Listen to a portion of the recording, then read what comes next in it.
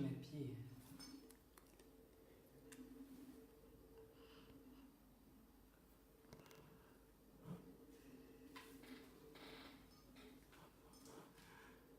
Bonsoir tout le monde, excusez-nous du léger retard. Jacob.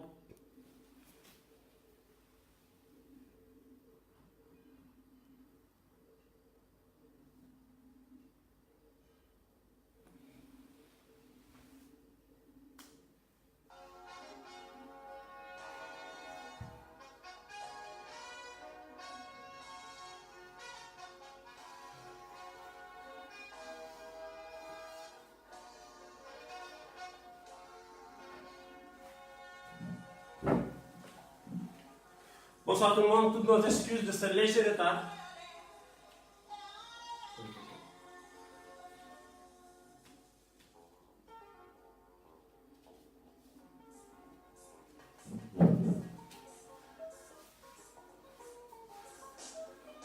Merci à tout le monde.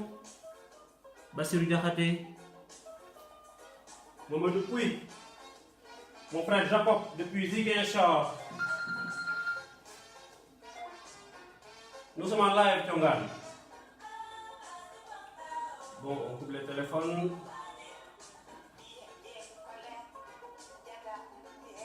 On commence dans 2 minutes. Toutes nos excuses de ce léger retard.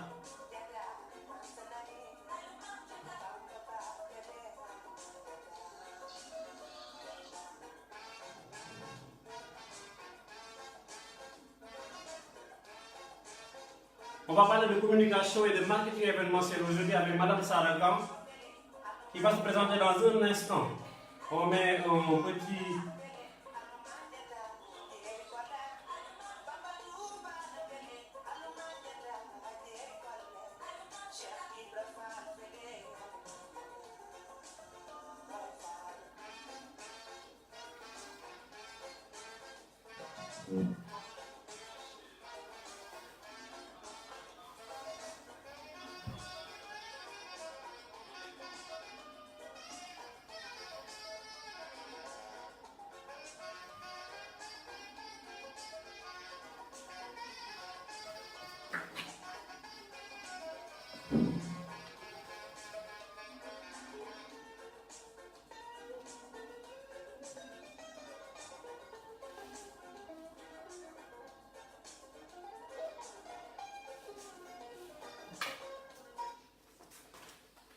Merci, chers téléspectateurs de Marketing TV, la télévision des amoureux du marketing. Aujourd'hui, nous sommes avec Madame Saragan, Madame Sarangan, si vous voulez, pour parler de communication et de marketing événementiel. Vous savez, dans nos précédents lives, nous avons eu à développer la politique de produits de prix de distribution et jusque-là, on n'a pas travaillé sur la communication. Je rappelle que les variables du mix communication sont nombreuses. Nous avons la publicité, la promotion des ventes. Est-ce que vous me recevez, les amis? Est-ce que vous me recevez correctement? Est-ce que le son est bon? D'habitude, on commence par vérifier un peu si le son est audible. Madame Sarah, c'est une façon de satisfaire nos chers téléspectateurs. Est-ce que le son est audible? Est-ce que vous me recevez correctement? Est-ce que vous me recevez, mes chers amis? Elhadji Diaw, Jacob, merci à tous ceux qui sont là. Moussa Evli Fati, Jim, mon frère, vraiment merci, merci pour tout. Merci pour le soutien que vous apportez à cette initiative de Marketing TV. Monsieur Diouf est en ligne, Monsieur Diouf est invité de la fois passée. Merci, Monsieur Diouf. Monsieur Pouy. Je disais que les variables du mix communication sont nombreuses. Je ne parle pas des variables du mix. Monsieur Simon Diouf l'avait très bien expliqué la fois passée. Il nous avait dit que les variables du mix, bien que beaucoup de collègues parlent de 8, 6, 7, 12, 40 P, nous en sommes toujours aux 4 P de McCarthy, Product, Price, Place and Promotion. Aujourd'hui, on va parler de la communication. Je rappelle que les variables du mix communication sont nombreuses. Nous avons la publicité, qui est l'insertion à titre onéreux d'un message dans l'un des grands médias. cinéma, internet, presse, affichage, radio, télévision. Aujourd'hui, on n'ose pas parler de publicité sans parler du téléphone mobile, qui est un média à part entière. Nous avons les relations publiques, le mécénat, le marketing direct, le marketing événementiel, le mobile marketing que M. Diouf aime tant. Nous avons également le buzz, le marketing viral et le marketing interactif. Aujourd'hui, nous allons parler de marketing événementiel. Madame Sarah m'a dit que M. Seck, le marketing événementiel est trop vaste. Il a raison, parce qu'on a beaucoup de choses qu'on peut développer. Nous pouvons par exemple développer le parrainage, le mécénat. Nous pouvons développer le street marketing, le stealth marketing, l'ambush marketing. L'ambush marketing, aujourd'hui on en parle, mais je vous dis que l'ambush marketing est né en Afrique. Le précurseur de l'ambush marketing est un Malien. On va en parler au moment opportun. Aujourd'hui, nous allons parler de street marketing avec Madame Sarah Gan. Madame Sarah Gan est professeure de marketing. Je vais la laisser se présenter. Bonsoir, Madame Sarah. Merci, Monsieur Bamba, Lai Bamba. Pour me présenter, je vais résumer parce que je ne veux pas prendre le temps.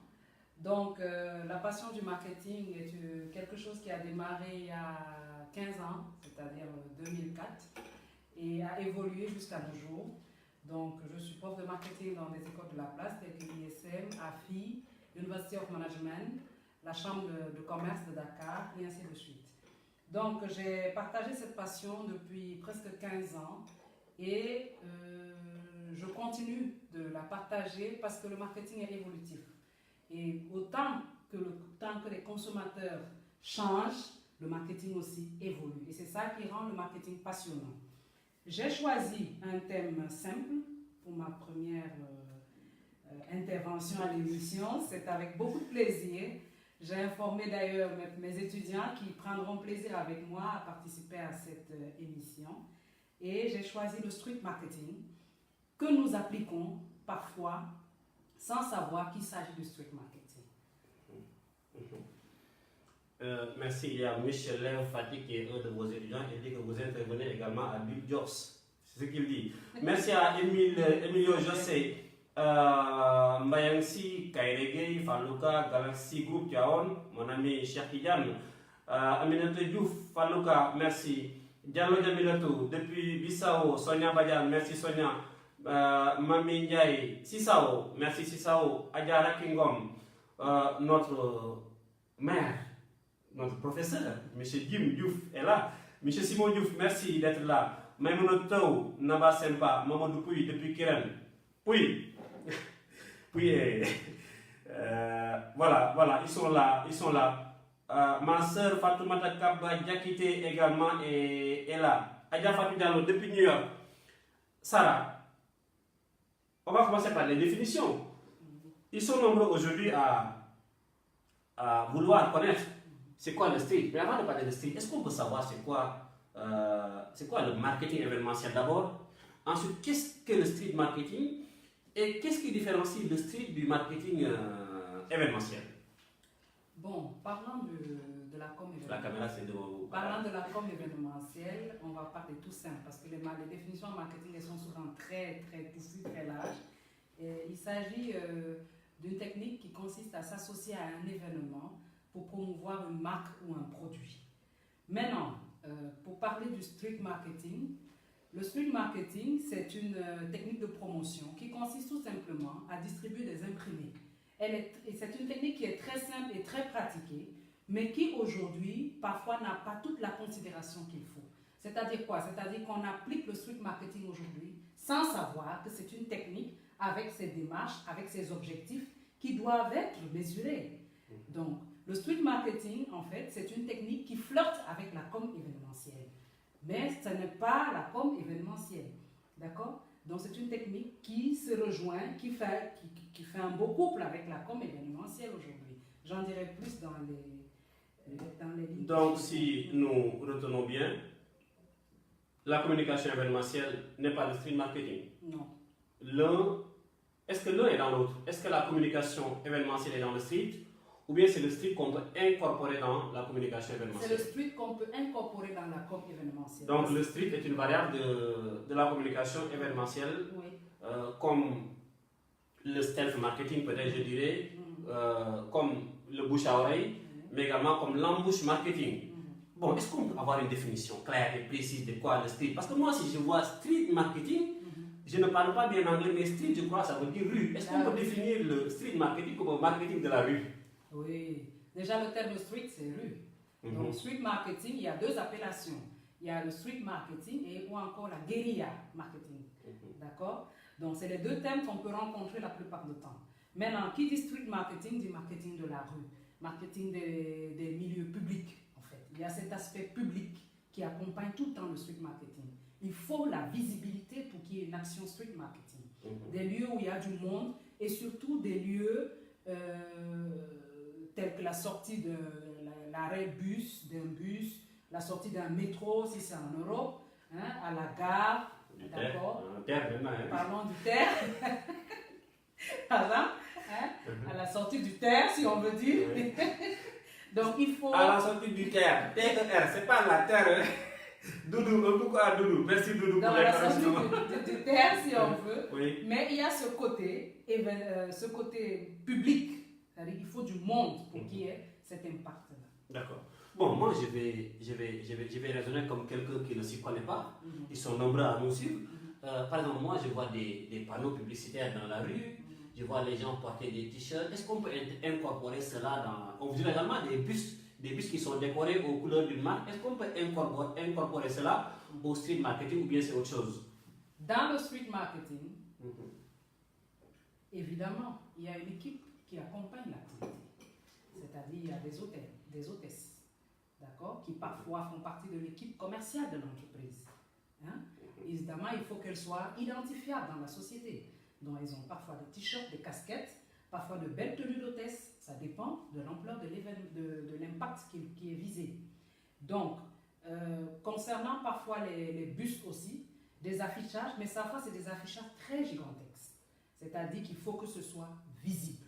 Il faut que ça sorte de... Il faut de l'ingéniosité dans le street marketing. Tout sauf le commun de tous les jours. D'accord? Maintenant, si vous me parlez de la technique utilisée dans le street, c'est une technique simple. Ça commence toujours par des flyers. Avant de passer, est-ce que l'affichage sur le mobilier urbain, est-ce que les panneaux publicitaires qu'on appelle communément les 4x3, est-ce que la décoration du mur, est-ce qu'on peut incorporer cela dans le street? Oui. Ce sont des variables du street. Oui. D'accord. Bon, vas-y, tu disais quoi par rapport aux techniques? Quelles sont les techniques du street marketing? Oui, parlant des techniques du street marketing, on a par exemple... Merci Fadeldia, merci. Cher Moussa Si, permettez-moi de saluer les gens qui vous suivent, Madame Sarah, avec beaucoup d'attention. Michel Fadeldia depuis Durbel, cher Moussa Silla depuis Thiès, Khadija Toujouf depuis je ne sais où, elle voyage trop, Khadija Toujouf. Docteur Boulès, marketing digital, ISM, Khadi Chandiaï, Pendegnan, Kan, merci à tout le monde, Lamtor, Nanifar, tout le monde est là. Voilà. On parlait des techniques. Quelles sont les techniques du street marketing?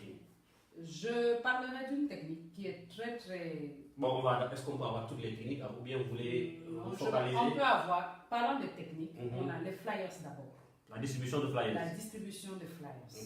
Et ça nous amène surtout à revoir le contenu du flyers.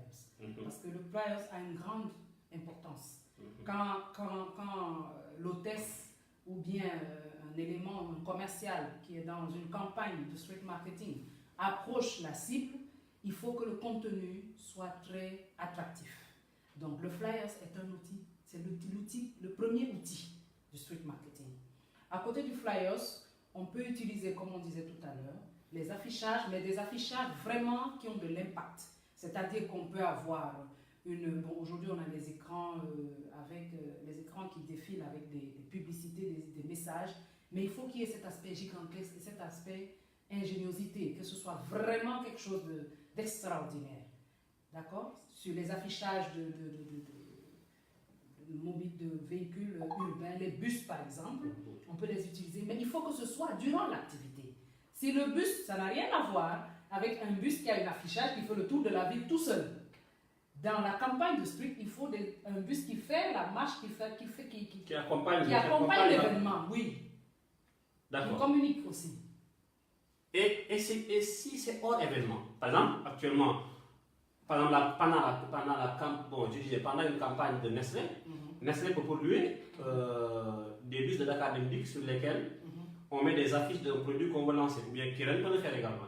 Si c'est le cas, si on loue les bus, ou bien l'espace sur les bus pendant 2 mois par exemple, ça ce n'est pas du street. Ce n'est pas du street. Effectivement, ça ce n'est pas du street, c'est de l'affichage, ce qu'on appelle le outdoor advertising si vous voulez.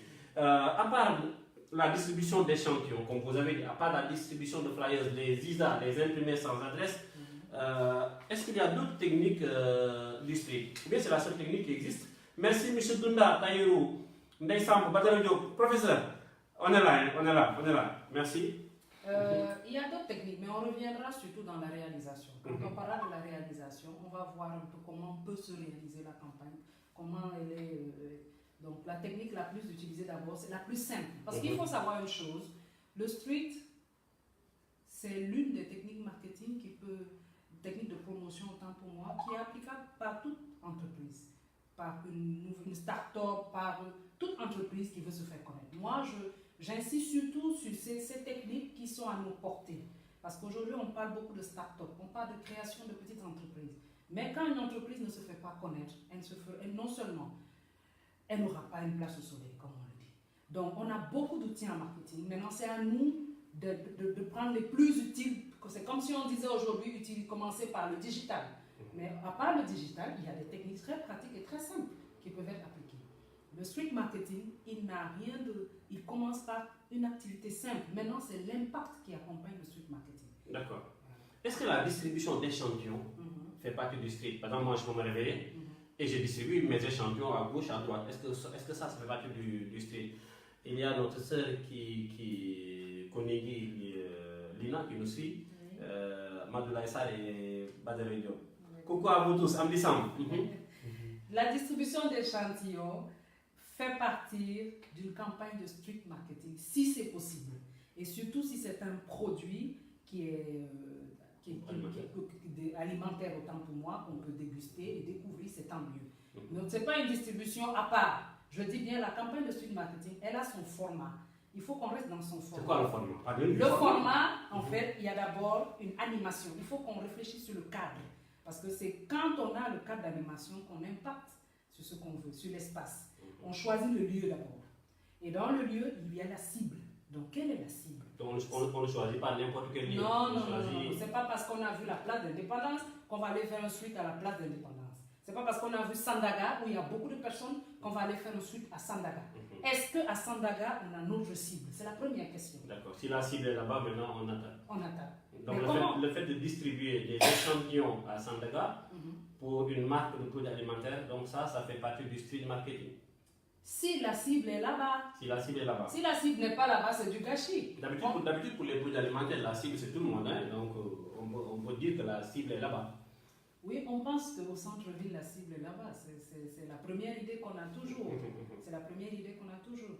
Maintenant, en dehors du cadre de la cible, bon, il y a quand même, comment ça s'appelle, quelques petites contraintes qu'il faut surveiller aussi. Lesquelles? La loi, par exemple. Qu'est-ce que la loi autorise? Parce que je ne dirais pas qu'il faut tout de suite monter une activité de street et aller demain dans une rue. Il faut vérifier est-ce que l'accès là est possible. Parce que je continue de dire que le street, ce n'est pas avec une personne, ce n'est pas avec 2 personnes. C'est un minimum de 20 personnes. Habillées avec une tenue la plupart du temps de toutes les couleurs gaies, c'est-à-dire du orange, du rouge, du attractif et parfois les couleurs qui accompagnent le produit. L'objectif, parfois une animation, une voiture d'animation, mais surtout une voiture qui a un symbole, un symbole. Et il faut vérifier déjà si on est autorisé à prendre, parce qu'on va occuper la rue au moins pendant quelques instants. Donc il faut une demande adressée. Il faut vérifier, ça dépend des pays. Il faut vérifier déjà si on a l'autorisation d'occuper. Ça peut perturber la circulation. Donc il faut vérifier ce côté-là. À côté de ça aussi... Bon, revenons aux couleurs. Est-ce qu'on peut porter des couleurs rouges alors qu'on a nos codes couleurs? Est-ce qu'il n'est pas préférable de s'habiller au code couleur de la marque? Ou bien on peut porter, l'essentiel c'est d'être visible? Il faut être visible, il faut être visible, mais il faut regarder le code couleur de la marque. Pour rester dans l'esprit du consommateur, du client potentiel. Je ne fais pas de publicité, par exemple, si on travaille chez Johnny Johnny, par exemple, ou bien chez Wally. Oui. Chez Johnny Johnny, qui a comme couleur principale rouge, jaune, est-ce qu'on peut s'habiller en vert?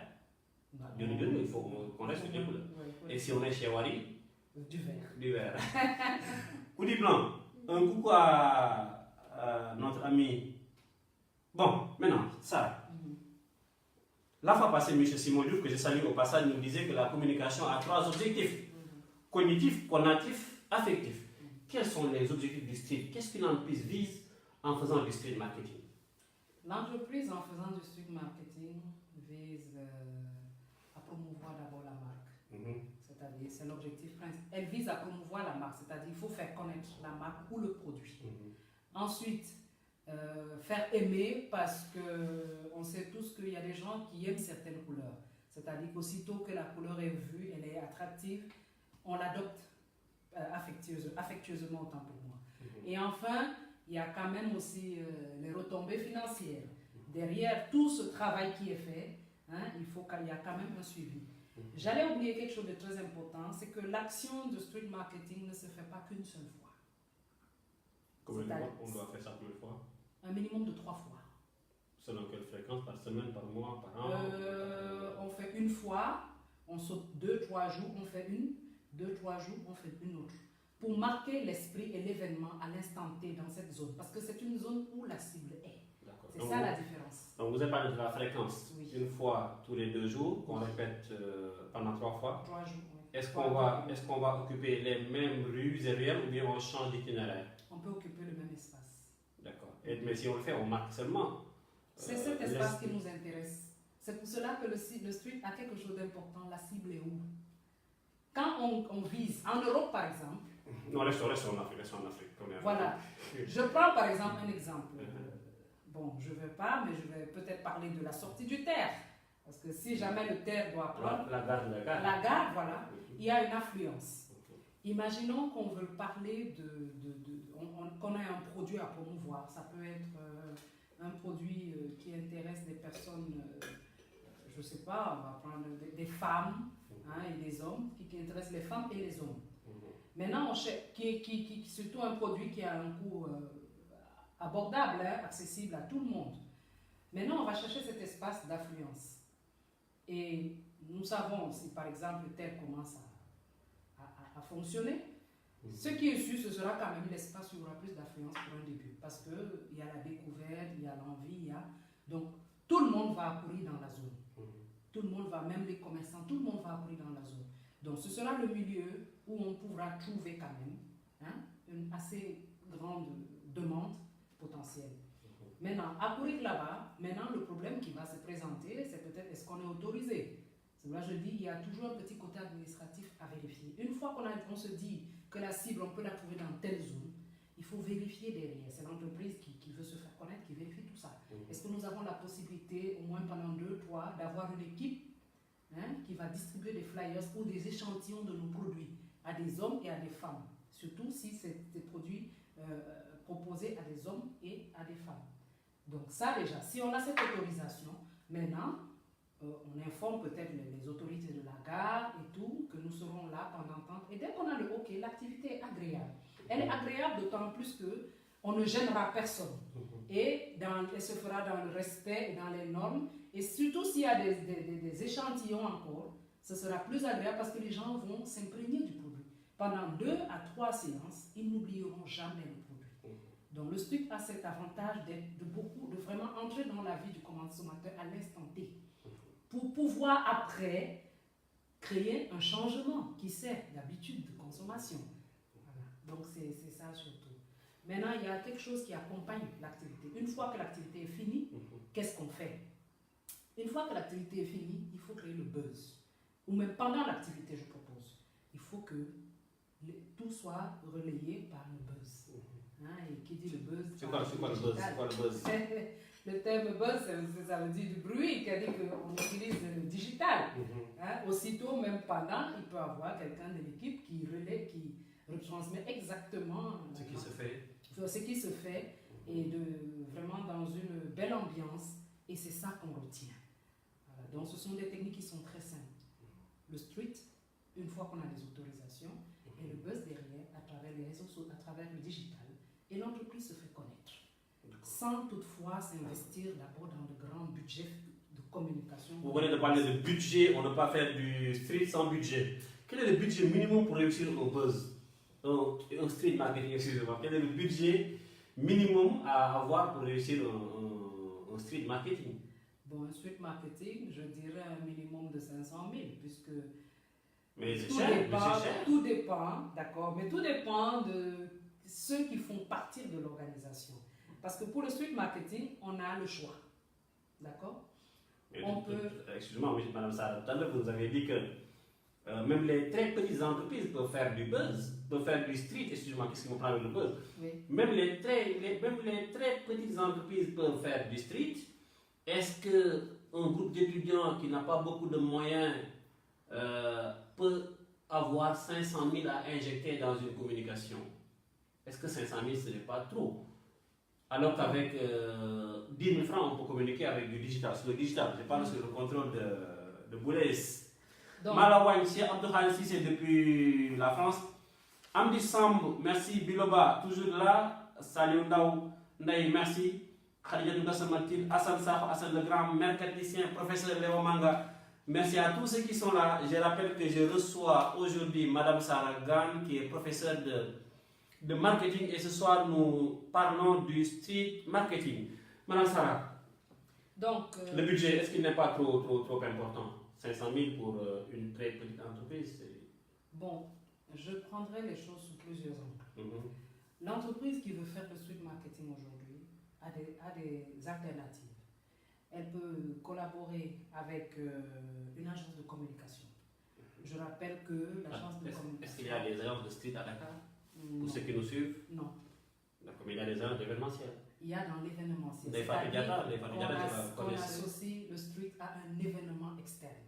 D'accord. On peut associer la technique de street marketing à un événement. C'est-à-dire que vous venez avec votre, comment on appelle ça, vous avez un événement que vous organisez, et puis il y a une possibilité de faire une distribution de flyers, on associe un street dans un événement. Ça se fait. C'est ça. Donc le street et l'événementiel ne sont pas exclusifs. Ils vont ensemble. On peut même y insérer le buzz. Hein, ils flottent ensemble. D'accord, très bien.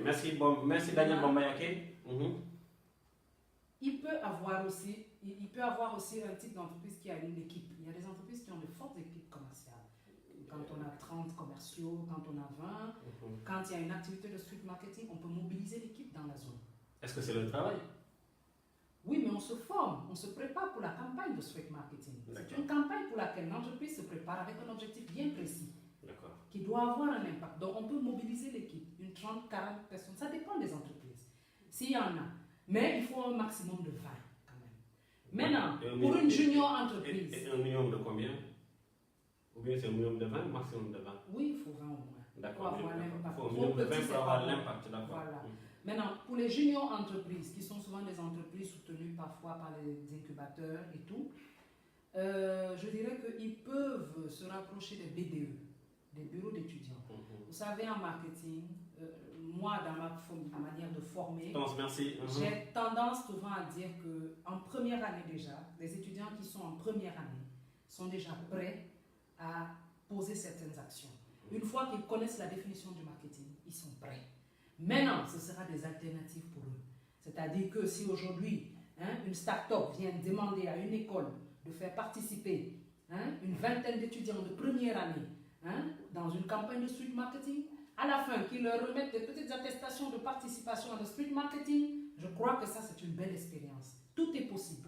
Donc, une junior entreprise, par le biais d'un BDE, peut réussir à communiquer et à impacter.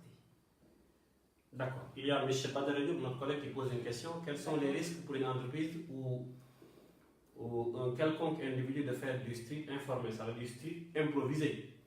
Moi, je pense ce sont des techniques de street, les flash mobs. Les flash mobs, le plus souvent, c'est improvisé. Quels sont les risques? Mon professeur Ibou Aïdara, est-ce qu'il y a un risque, le fait d'improviser? Merci mon frère, merci Diop. Je dirais que le risque à sa démarche. Et comment on paye, il demande également comment on paye les taxes à la mairie. Les taxes à la mairie, bon, je sais qu'il y a des... J'ai mal compris la question. Quels sont les risques pour une entreprise ou un quelconque individu de faire du strict informel? Voilà. Et là, maintenant, étant donné qu'on ne paye pas les taxes à la mairie, est-ce que la mairie peut se retourner contre vous pour demander, pour exiger à ce qu'on paye? La mairie doit être informée de l'activité. J'ai précisé, j'ai insisté là-dessus. Pour une activité à l'aise, il est préférable de faire une demande à la mairie. Il faut connaître la mairie, il faut connaître la zone. Donc il n'y a pas à prendre des risques et à le faire de manière informelle. Toutes les fois qu'on descend dans la rue pour le parc. Si ça se passe, parce que je comprends un peu sa question, il dit le street informel, c'est-à-dire que vous venez sans le faire. Ça se passe. Mais si ça doit se répéter 2, 3, 4 fois, vous pouvez avoir un agent qui vient demander une autorisation. Voilà, c'est juste le retour qui peut se présenter. Mais si une entreprise, là, une seule fois, elle pose l'acte sans la mairie, elle peut échapper, ça peut ne pas avoir. Je précise qu'il y a un petit côté non conventionnel aussi, qui accompagne le street marketing. C'est même non conventionnel. Oui, il y a un petit côté non conventionnel. Mais moi, je veux la démarche, parce que je sais que c'est facile et c'est possible aujourd'hui pour les start-up de se faire connaître. Parce qu'il y a ce côté-là. Start-up, mais oui, mais il y a des techniques qui sont adaptées. D'accord. Bon, à part le côté financier, quels sont les autres coûts, les autres moyens dont on a besoin pour réaliser du street, à part les moyens financiers dont vous avez parlé, les 500 000 là, qui me paraissent trop élevés? Non, les 500 000 viendront avec des primes, par exemple, pour les jeunes qui vont être disposés, primes de transport, d'accord, conception de t-shirts, de casquettes. Il faut quand même des tenues attrayantes. Je dirais que si c'est des filles, il faut de jolies filles. Moi, je suis toujours pour le marketing dans la beauté. Oui, M. Simon l'a dit la fois passée, la laideur se vend mal. Il faut de la beauté. Oui, si aujourd'hui, moi, je dois, par exemple, m'occuper d'une équipe de street marketing pour les filles, je crois qu'il faudrait un peu de sexy au côté, des couleurs. Donc moi, je me dis, soit on habille les filles dans des jeans, des éléments très valables, et comme ça, on va ressentir l'impact quand même. Donc l'investissement sur le port sera là. Les primes de transport, les primes de déplacement, autant pour moi, et le reste c'est de l'expérience. Si c'est pour des jeunes d'un BDE, d'un bureau d'étudiants, le reste c'est de l'expérience. Maintenant, si c'est une équipe commerciale que l'entreprise a déplacée et tout, je crois qu'elle va leur faire une prime journalière. Ça peut être 10 000 francs la journée, à la descente, ça dépend. Maintenant, ça dépend de l'entreprise. Maintenant, les autres frais, c'est peut-être quoi? Mobilisation d'un caméraman, je ne sais pas, tels qui voudront retransmettre l'activité, ça dépend. Il y a l'équipe technique pour la mobilisation, si jamais ils veulent faire une diffusion en live, ça dépend. Voilà, il y a cette équipe qu'il faut. Donc tout cela est incorporé dans le budget de même que les taxes qu'on paye à la mairie. Oui. Et comment on les paye? Bon, ça tourne autour de combien? Il y a Michel Mbaye. Est-ce que les domaines d'intervention sont limités au marketing? Non, du tout. Tous les domaines du management sont invités ici. Donc, je vous appelle dès que je termine pour savoir quand est-ce que vous serez avec nous sur le plateau de Marketing TV. On va parler de marketing et de finance, de marketing et de comptabilité, M. Mbaye. Ce serait un plaisir de vous recevoir sur ce plateau. Je rappelle que le jeudi prochain, on sera avec M. Taïbou Diatta qui va nous parler d'entrepreneuriat. D'entrepreneuriat, ne ratez pas l'émission avec M. Taïbou Diatta, qui est professeur à l'Université virtuelle du Sénégal, UVS. Voilà, Madame Sarah.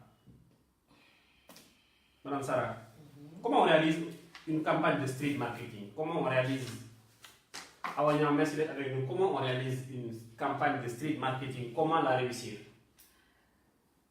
Tout part du produit.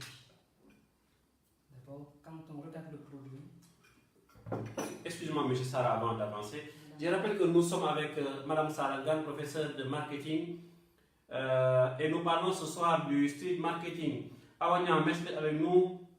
Aïcha Ndongo Sambou, merci. Tout à l'heure, vous avez parlé de sexy. Est-ce que c'est important? Est-ce que c'est un critère important pour le choix des filles si on a recours à une équipe de filles? C'est important. Même si la marque a une connotation religieuse. La marque qui a une connotation religieuse. Je pense à nos parents de Meka Kola, de Aïlou, qui est une marque d'eau fabriquée à Touba. Est-ce que ces marques-là peuvent quand même oser habiller des filles sexy? Non, si est-ce qu'il n'y a pas de risque d'image? Si la marque a une connotation religieuse, parfois je conseille de mettre plus d'hommes que de femmes. Mais maintenant, ce n'est pas des hommes quand même qui ont quelques notions dans ce qui est contact marketing et tout. Parce que c'est très sensible. Nos cités religieuses, pour avoir été à Touba, j'en sais quelque chose. C'est pas évident. Et j'ai fait une campagne de promotion à Touba. Et je sais pas, je ne veux pas vous dire que j'étais déguisée, mais j'étais vraiment... Voilée. J'étais voilée, ça aussi, ça fait partie de mes aventures de terrain. Et ça s'est bien passé, mais le port y est pour beaucoup. Le port y est pour beaucoup. Donc, si c'est une zone qui est religieuse, pas trop de filles déjà. Pas trop de filles, parce que ça peut être mal interprété. Elles peuvent ne pas atteindre l'objectif. Moins de filles, et parfois des filles peut-être à la coordination, à l'arrivée, ou bien à donner des bouteilles d'eau à l'équipe, des choses comme ça. Peut-être on peut mettre les filles là-bas, mais le reste, on met une équipe de jeunes hommes dynamiques, c'est tout. Maintenant, s'il s'agit de Dakar, par exemple, où c'est assez détendu, le produit, on le connaît. Je donne un exemple. Si c'est un jus de fruits, quand même, la fille, quand elle viendra distribuer le flyers ou l'échantillon, ce côté féminin, sourire, quand je parle de sexy, c'est pas forcément sur l'habit.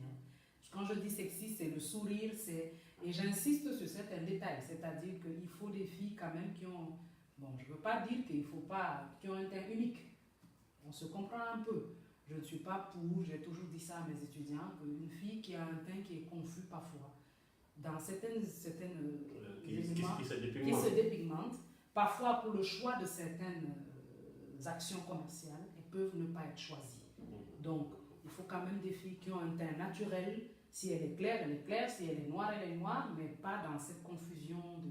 Je leur ai toujours dit ça d'ailleurs. Donc, on choisit des filles quand même qui sont présentables, qui sont propres, qui ont mis un petit rouge à lèvres, qui savent sourire, et ça joue. Parce qu'un flyers, vous pouvez le donner à quelqu'un. Vous savez, il y a une magie dans ce qu'on donne. Vous pouvez donner un flyers à quelqu'un, il froisse tout de suite dès que vous êtes parti. Mais vous pouvez donner un flyers à quelqu'un, il prend, il met dans son sac. Il y a deux choses. Le flyers qu'on distribue dans une campagne stricte, même le message qui est dedans, doit être un message qui captive. Je pense et je salue en même temps mon ami Alioune Fall depuis Thiès qui conçoit de très beaux visuels. Merci à lui et bonne continuation. Devi Abse, si c'est Leïkhar Diouf, Oumoul Badina Mbouet, il y a notre ami qui revient. Avant Alioune Badara, moi j'ai une question pour Sarah. Est-ce que si la fille est trop sexy, est-ce qu'elle n'attire pas davantage que le produit qu'on vend? Est-ce qu'il n'y a pas aussi de risque d'image? Vous savez, en marketing, le marketing rime avec le goût. Je l'ai toujours dit. Il ne s'agit pas, c'est à nous, bien en tant que coach, si jamais il y a une campagne, c'est au coach, au responsable de la campagne, de coacher l'équipe. Parce que si la fille aussi va charmer, et pourtant on n'a pas demandé de charmer, ça c'est deux choses différentes. Je donne un exemple. Par exemple, dans une campagne dans une promotion au niveau d'une gondole dans un supermarché, on n'a pas demandé à la fille de charmer en plus. Non, on demande à la fille un sourire, un petit geste, et puis ça passe. Mais pas d'insister. Notre ami Badara revient, il dit qu'il y a une espèce de thé ou infusion qu'on vend dans la rue. Ça s'appelle Ben Saouda. Oui, je connais. Vous connaissez Ben Saouda? Je connais très bien. Où Badara des fois, quelque chose du genre. Oui. Il dit que les vendeuses sont pour la plupart du temps voilées ou habillées en vert. Est-ce que ça attire le fait d'être voilé? Pour le thé Saouda, j'ai rencontré une fois le promoteur à une foire. Et vous savez, c'est du commerce. Il fait venir son thé et il veut commercialiser son thé. Maintenant, lui, il ne gère pas. Il m'a raconté comment il travaille. C'est-à-dire, c'est des personnes qui travaillent. Ils prennent des filles qui sont dans le besoin pour gagner leur vie. Ils ont des méthodes très... ce sont leurs méthodes, je n'ai rien contre. Ils n'insistent pas sur l'apparence, non. Eux, ils insistent, ils ont un nombre de thermos par jour. Ah, donc c'est des infusions qui... Elles ont une infusion, elles ont un nombre de thermos par jour parce qu'elles sont payées, je crois qu'ils payent assez bien, ils sont dans 60, 70 000, un truc comme ça. Mais elles commencent par exemple à 5h30, elles doivent être déjà par exemple au niveau du lieu. 5h du matin? Oui, la préparation. 6 heures, et surtout dans ces périodes de fraîcheur, ça c'est leur saison. 6 heures, elles sont sur le terrain, elles ont des espaces qu'elles ont déjà filtrés. Maintenant, imaginez une fille qui porte un thermos, qui a des tasses ici, qui doit se battre pour atteindre, peut-être elle a 4 thermos à faire par jour. Si les conditions ne sont pas remplies, si on lui a, c'est-à-dire que si elle n'est pas dans tout ce qu'il faut, parce qu'il faut se dire une vérité aussi, il faut mettre les commerciaux dans de bonnes conditions. C'est lui qui ramène le chiffre. Et moi, ça, parfois, c'est mon combat. Qu'on arrête de rendre nos commerciaux, je ne sais pas comment, je ne sais pas, de ne pas leur donner les moyens de leur demander du chiffre. Maintenant, tout dépend de quelle cible ils recrutent. Si c'est un étudiant qui a étudié le marketing, hein, moi je pense qu'il ne va pas quand même accepter certaines choses. Maintenant, si c'est des jeunes filles qui sont dans le besoin, qui ont besoin de gagner leur vie pour nourrir leur famille, parfois elles vont se plier à ça. Mais le jour où elles sauront exactement ce qui se passe, qu'il y a quand même un minimum et des comptes, parce qu'elles ont un chiffre parfait par jour. 2 thermos qu'ils ont estimé à un montant, et pour être payé à 60 000 au moins, je ne vous dis pas, il faut atteindre, il faut remplir, il faut finir les thermos.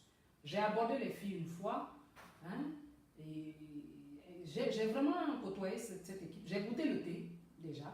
J'ai goûté le thé à, je crois, au 6S à la foire, parce qu'ils avaient de grands stands là-bas. Les filles vendaient aussi durant la foire. Donc j'ai goûté le thé, est très bon. Donc, est-ce que ça c'est du street? C'est pas du street. C'est pas du street, c'est de la vente. C'est de la simple vente. Moi par contre je suis très d'accord avec le responsable, le promoteur de cette marque, parce que Ben Saouda a une connotation un peu arabe ou musulman, M. Diop. Et rappelez-vous, on dit le plus souvent que en élaborant le marketing mix, on doit veiller à être cohérent. Et cette cohérence-là, c'est vrai, on doit avoir une cohérence avec le marché, le thé correspond aux attentes du marché, on doit avoir une cohérence entre les 4 variables du marketing, on doit avoir une cohérence dans le temps, mais également il faut être cohérent avec la culture et les pratiques de l'entreprise. Ici, étant donné qu'il y a connotation religieuse Ben Saouda, je verrais mal une promotrice de cette marque-là s'habiller sexy comme disait Madame Sarah. Il y a Awina qui nous dit que le mot sexy est trop exagéré en marketing, elle préfère parler de présentable. Je salue au passage Elissaou, Maron, Lamine Faye, Tinawad, Madjang Nyang et Djibindiaï. Madame Sarah, les contraintes administratives, est-ce qu'il y a des contraintes administratives pour ce qui est du street? Oui, Badra a parlé tout à l'heure des taxes à payer, oui, de l'autorisation à avoir. L'autorisation.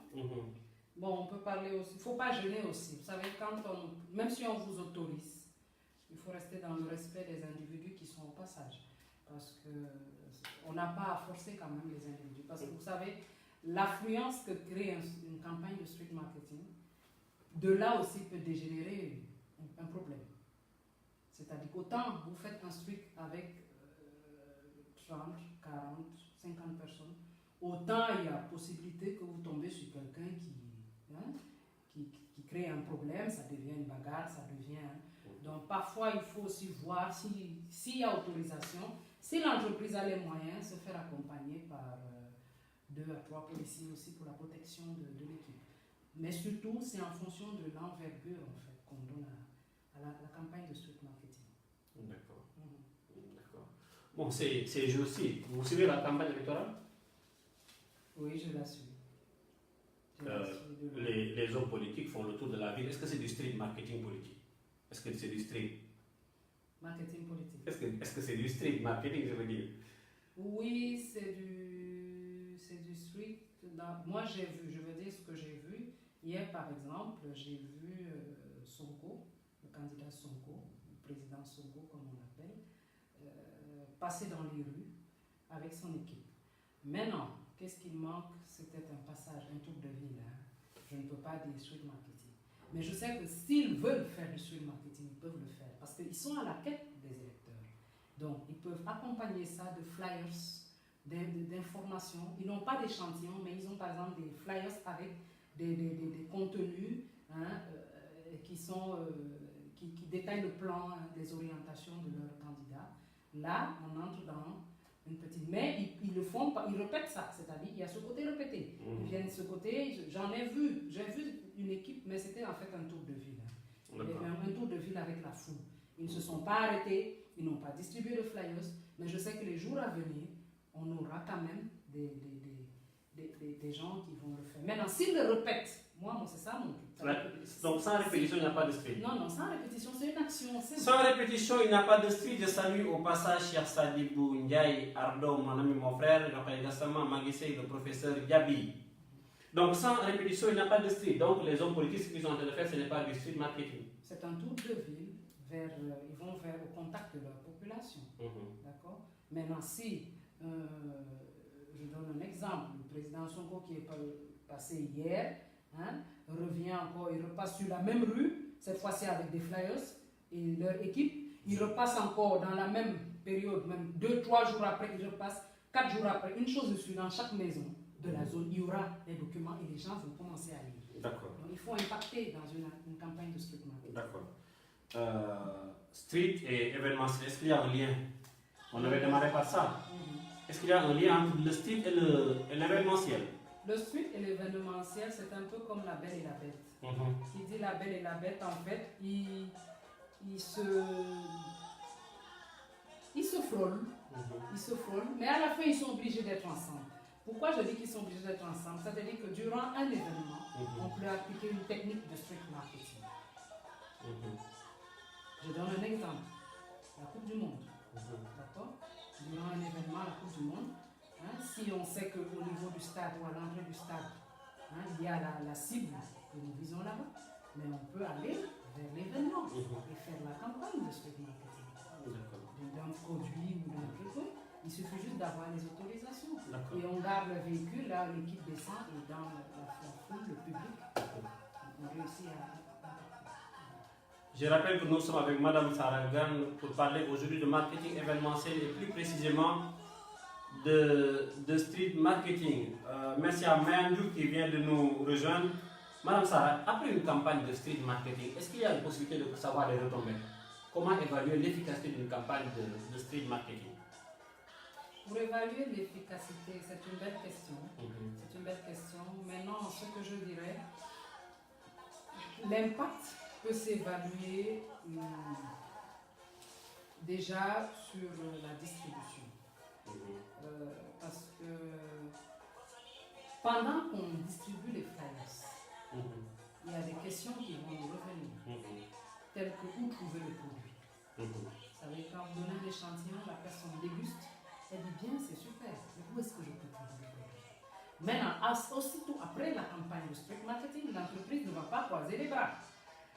L'équipe repart au niveau du bureau, ils refont une réunion et ils descendent, ils redéploient l'équipe encore pour chercher à ravitailler les distributeurs. Parce que c'est là-bas que la cible va s'orienter. Si vous leur dites, vous allez trouver les produits au marché HLM, boutique telle, ils iront au marché HLM, boutique telle. Donc maintenant, il faut que ce soit le plus proche possible parfois de la zone. Parce que si vous dites à quelqu'un, vous allez faire une action à Dak, à Sandaga, et vous lui dites que pour avoir le produit, il faut aller à Pikin, ou même regarder l'écart. Donc parfois, il y a tout ça à suivre. Il faut que ce soit le plus proche possible pour lui. Ou que ce soit chez des distributeurs dans un marché, que ce ne soit pas si loin. Parce qu'il faut l'action. On cherche l'action aussitôt. D'accord. Voilà, il y a le comportement qu'il doit suivre. Et qui dit peut-être comportement, peut-être on va peut-être créer un changement du comportement. Il va peut-être laisser le concurrent pour nous.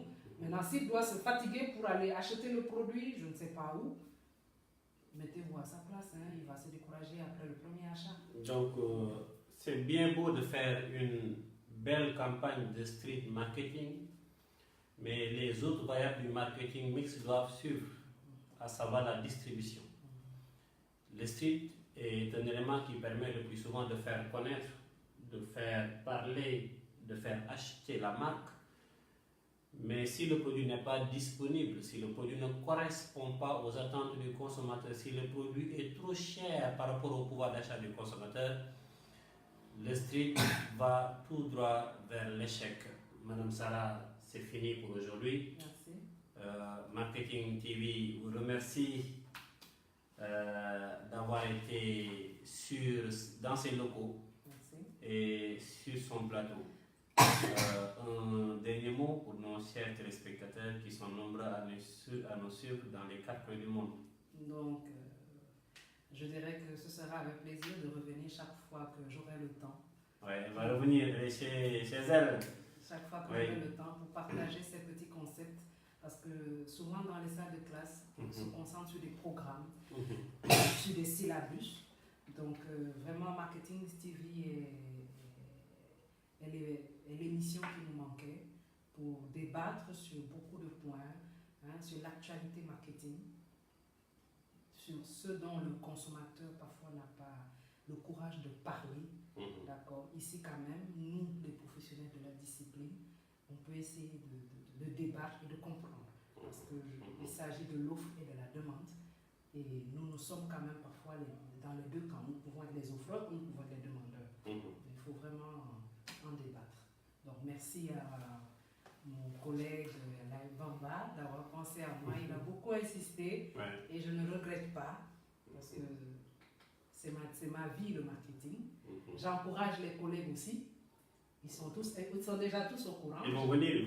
Ils sont tous au courant. Oui. Je profite aussi pour remercier les miens qui savent que je passe aujourd'hui, que ce soit mes étudiants que j'ai dans le cœur, que ce soit ma famille qui m'ont encouragé toujours à développer autant que je peux ce côté professionnel que j'aime bien. Donc merci et à très bientôt pour un autre concept du marketing. Peut-être que vous aurez choisi, qui sait, si vous avez des thèmes, je suis disponible à en parler aussi. Merci. Merci à vous, Madame Sarah Grant, de la disponibilité, de la générosité. Je rappelle à ceux qui étaient avec nous que nous avons développé aujourd'hui le street marketing. On a surtout insisté sur la distribution de flyers et d'échantillons, mais nous allons approfondir prochainement, revenir un peu sur les animations, surtout les dégustations. Nous allons revenir sur les animations humaines, sur les tournées mobiles, les actions travesties qui consistent à déguiser le mobilier urbain. Et peut-être avec Michel Guy, nous allons aborder les happenings et les flash mobs. Je vous remercie et je vous souhaite une excellente soirée. Merci à vous.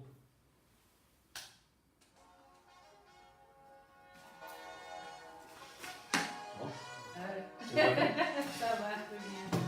Merci. Merci Sarah.